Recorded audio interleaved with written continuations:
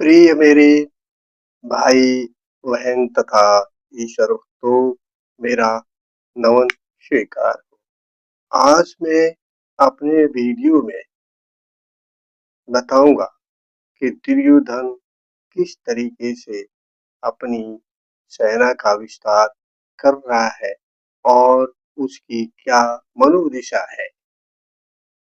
दुर्योधन अपनी सेना का विस्तार करते हुए अपने को अति शक्तिशाली तथा प्रभावशाली मानकर अपने पक्ष में उपस्थित माननीय काकाश्री, कर्ण, द्रोण तथा कृपाचार्य के सम्मुख अपनी बात को रखकर कहता है, मेरी सेना में अन्य अनेक महा शक्तिशाली वीर योद्धा जो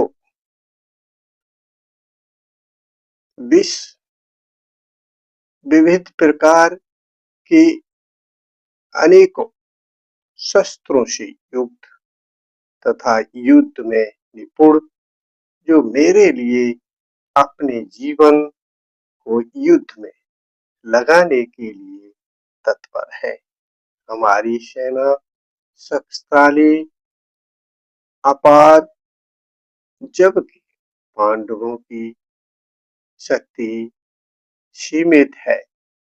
दुर्योधन स्वयं को अत्यधिक निपुण जानते हुए प्रत्येक वीर से कहता है, प्रत्येक वीर अपने वीर के मोर्चे पर खड़े होकर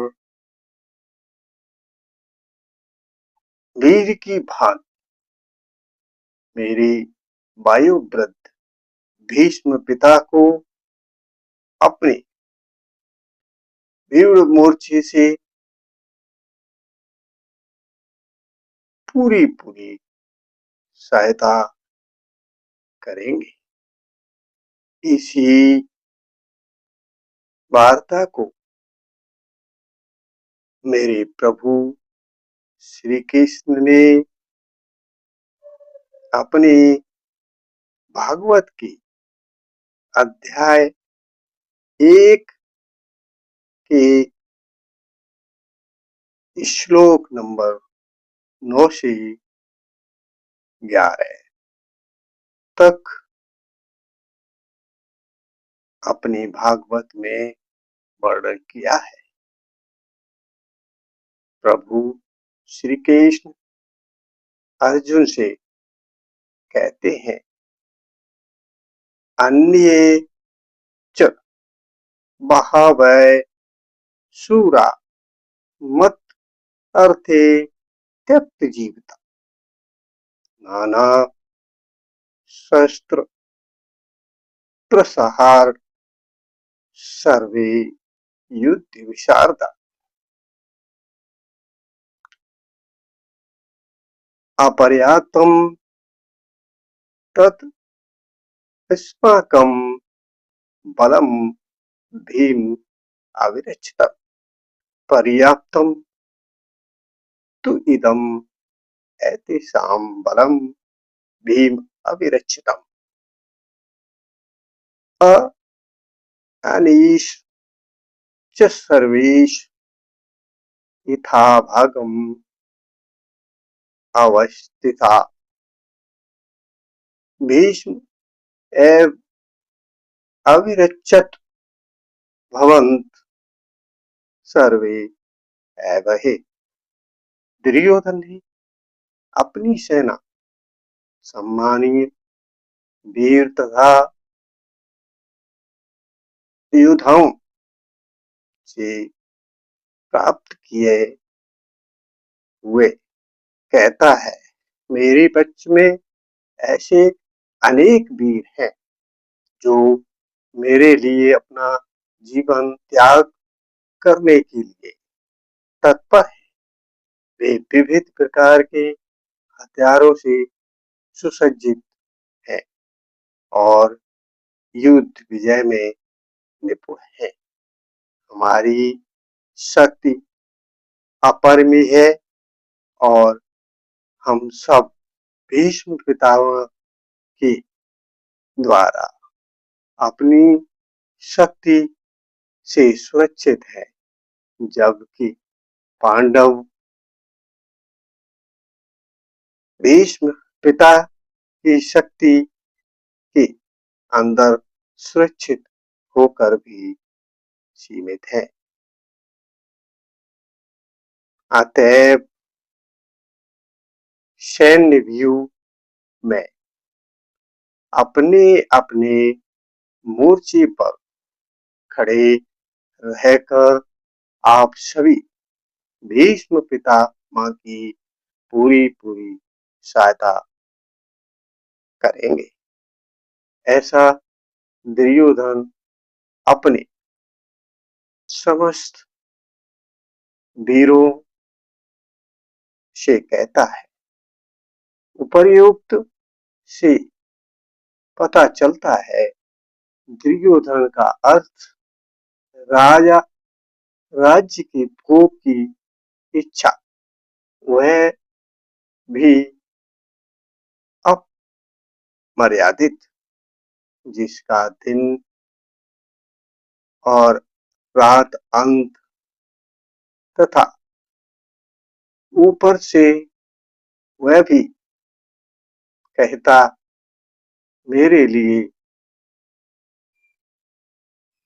जीवन देने वाले तत्पर है। अच्छा बुरा कुछ नहीं, बुराई का साथ सभी स्थायी या अस्थायी रूप से दे रहे हैं। अज्ञानता से आंखें बुद्धि विवेकहीन होकर होली की तरह फूंक देना चाहते हैं। दुर्योधन इतना मदान्ध है कि कुछ भी दिखाई देता नहीं, बड़ा बढ़ाकर छोटे बड़े हर तरफ से ध्यान ही नहीं, उस तरफ सभी प्रभु श्री कृष्ण है। कौन कब क्या होगा पता नहीं, पीछे का समय गया और आपके सामने कुछ बचा हुआ समय है। और अब प्रिय मेरे भक्तों, तुरंत बचे हुए समय में प्रभु श्री कृष्ण की भक्ति में लगाओ, ताकि आपकी आत्मा शुद्ध होकर अगला अच्छे लोगों को प्राप्त करे, या फिर गहन और शुद्ध पूरी तरह से पवित्र होकर परमात्मा के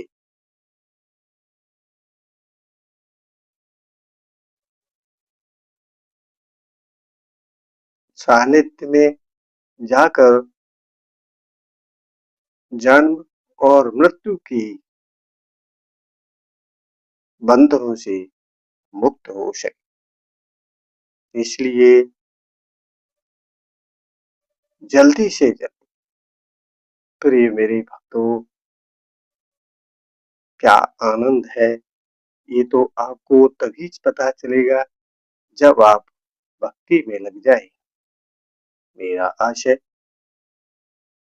मेरी भलाई नहीं, मैं तो चाहता हूँ कि सबकी भलाई हो, उसी में मेरी भी भलाई है।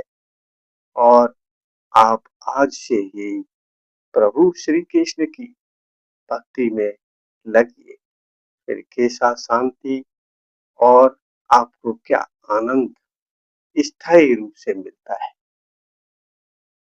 तो मैं समस्त अपने भक्तों से कहूँगा कि आप कुछ ना करो तो मेरे लिए ही सही आप प्रभु की शक्ति, पाठ, पूजा अर्थात प्रत्येक वह कार्य जो प्रभु परब्रह्म परमात्मा के नाम से किया जाता है, वह समस्त कार्य आपका गिनती किया जाता है और वह एक ऐसी स्थिति की तरफ ले जाता है जहाँ पर प्रभु स्वतः ही आपके अंदर ज्ञान की स्थिति स्थापित कर देते हैं। तो प्रतीक मैं ईश्वर भक्तों से तथा भाई बहन से अनुरोध करूंगा कि आप इस वीडियो को सब्सक्राइब, लाइक, कमेंट भी करें। तो फिर प्रिय मेरी भाई बहन तथा भक्तों, मिलकर कहिए जय जय हो मेरे प्रभु श्री कृष्ण की जय हो।